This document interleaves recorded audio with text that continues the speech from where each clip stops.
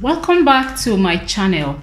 If you're new here, consider subscribing to my channel and ensure to turn on all notifications to get notified once I post a new video. I upload sewing tutorials and DIY videos on this channel every Saturday, and today's video will be drafting a jacket pattern with notched collar and lapel.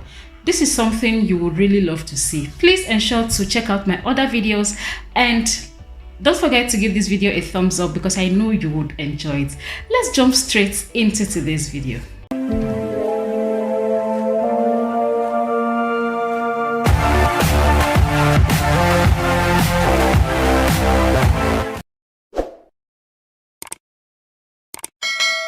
This kind of collar is something you usually see on your coats, your jackets, your suits, as well as your blazers. It usually has a collar and a lapel on this point. So on this pattern paper, I have just transferred my basic bodice pattern into a fresh paper.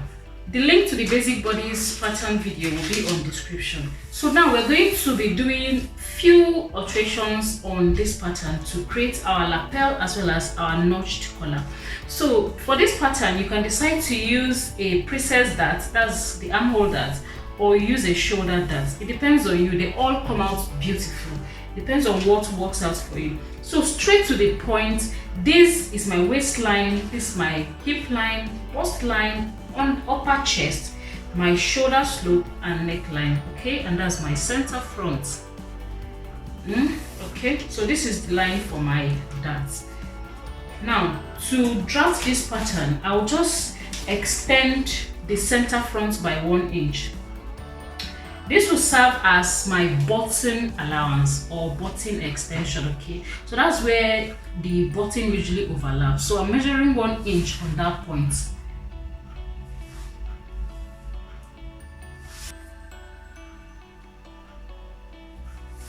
Once you've done this, you decide your break point. This break point is the point you want your button to be. Okay, you can make it to be exactly on the bust line, below the bust line, even above the bust line, or right on the waistline. This depends totally on you and how you want your lapel to fall. But for the purpose of this tutorial, I'll be measuring 1 inch above my waistline, and that's the point I would like my button to be. Okay, so I've marked that point. So I'll square this point and connect it to my 1 inch button overlap I marked here. Okay,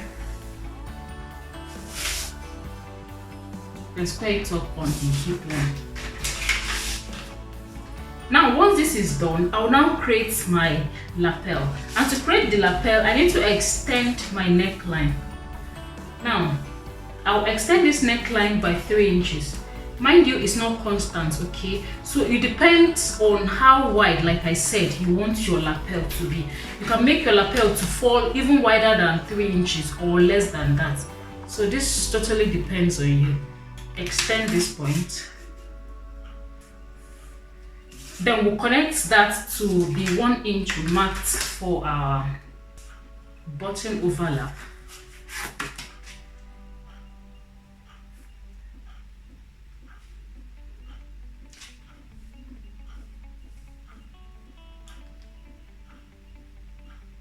I'll be using the cuffed parts of my French cuff to do this. Now I've just created the lapel of this jacket. The next thing to do now is to create my collar, and we'll be using a notched collar. The point you want your notch to be depends totally on you. You can decide to start from the center front line. In that case, the notch will run that way, or you start a little bit closer to the lapel. This is totally optional, and at this point you have to be creative with this. It depends how you want your collar to appear. You can actually make it curved or straight. This depends on your preference. So for mine, I will mark 1 inch on this point, then I'll also mark 1 inch above that. Now I'll square this point. Okay, then I'll extend my neckline to create a collar. Okay, to do this you need to measure the back neckline. Okay, so you use the back of your basic bodice pattern. Now measuring this, I got 3.75. That's the back pattern of my basic body. So I got 3.75. And I'm going to apply that 3.75 on this point of the collar.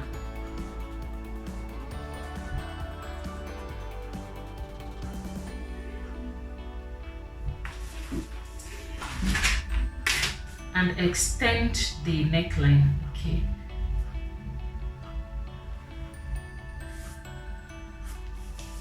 Now once this is done, you need to come in by 0.25 on this neckline. This is to bring in your neckline a little bit. Okay, so I'm measuring 0.25, which is 1/4 of an inch, and I'm going to be blending that into this neckline. This will create a little room on the back neckline, and like you can see on our back pattern, this place is curved in. Okay, so to create that curve, we're going to also curve this line we marked here. We're going to curve it by 1/2 inch, and you're going to curve that to create that curve you have on your neckline. So when you curve that, you blend it into the 0.25 we marked here, and blend all that into the original neckline. Okay, I hope this is making sense. Yeah, it's very easy. So I'm marking that point I marked, my 1/2 inch, and blending it into my 0.25 and taking it into the actual neckline. So this is to create my collar. Now from this point I marked, I will measure 3.5 inches for my collar. Okay, again, this depends on the width of the collar you want. So you connect that to that point, then you're going to link this point up with the first point you marked.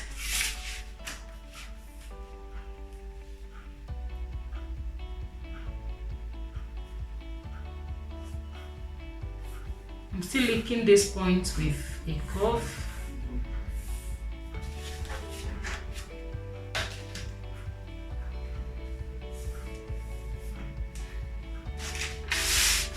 So the next thing to do now is to create my dart. Okay, so the kind of dart I want is a shoulder dart. So I need to measure this shoulder line.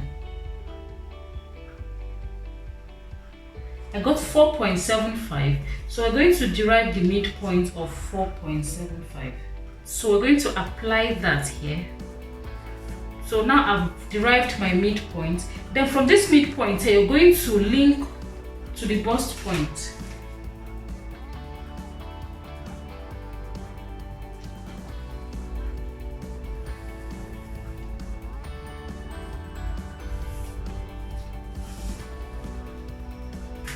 Now, if you want a princess dart from the armhole, what you need to do is to measure the armhole,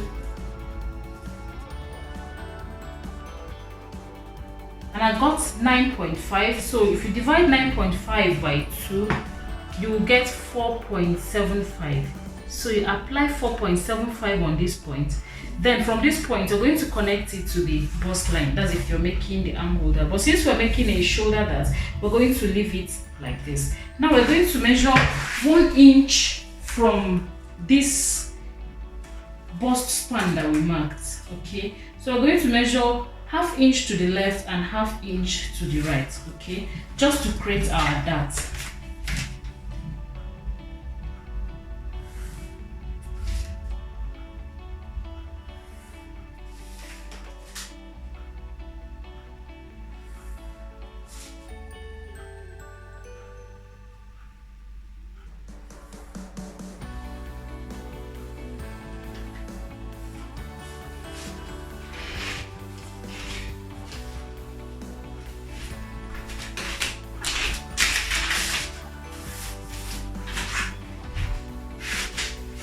So at the bottom, which is the hip line, I will just measure maybe 1 inch above just to create a curve on this point.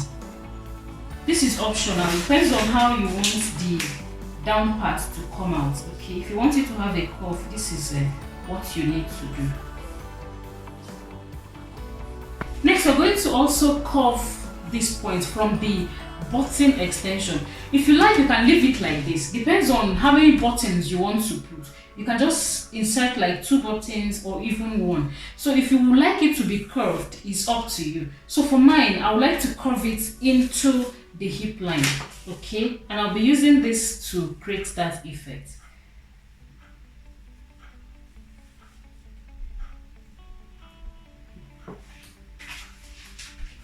This is optional, depends on the beauty. Like I said, this is an opportunity for you to be as creative as you want to be.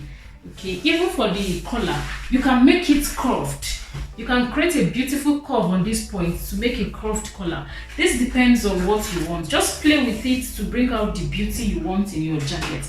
On the back pattern as well, you can also modify this point by curving it by 1 inch, just the way we did on the front pattern.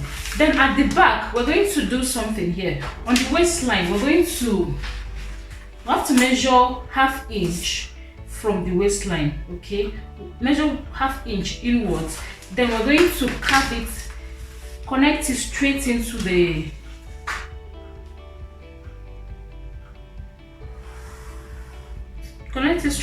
center back, as well as connect it on the hip line. Okay, this will eliminate some bulge and give it a lovely shape at the back by the time you shape it out. Okay, so this eliminates bulges. So we're going to cut that out. Then for the back as well, you can create your princess dart or create your shoulder dart by marking the midpoint and connecting this to the midpoint. That's for the back pattern.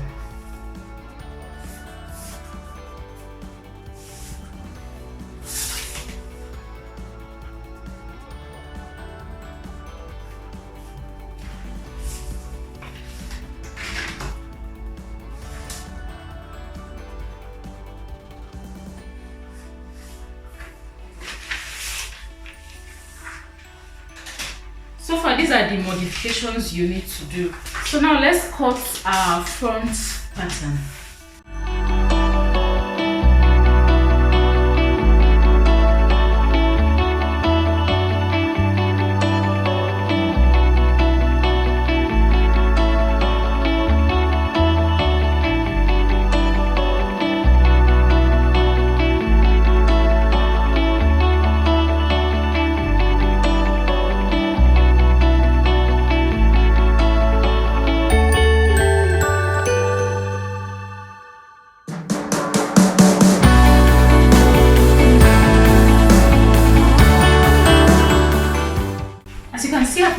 Any seam allowance on this block. Okay, by the time we'll be cutting it on fabric, we're going to add 1/2 inch seam allowance all round and on the collar as well before sewing. So these are the various components, and I've gone ahead to level each of them. So this is the center back, and this is our collar. For the collar, we're going to either cut 4 pieces of this or cut on fold and cut 2 pieces. So it depends on how we're going to be cutting it. But if you're cutting 4, you have to add your seam allowance at the center back here. Then this is our center back piece, and this is the center front where the lapel is. So we're going to be cutting facing for this part, as well as cutting lining for every other part. So we'll have to cut 4 pieces of this center front. Okay, then for the side front, we're going to cut 2 pieces of this, and we're going to also cut 2 pieces of the side back. So I'll also show you a video on how to draft the 2-piece sleeve.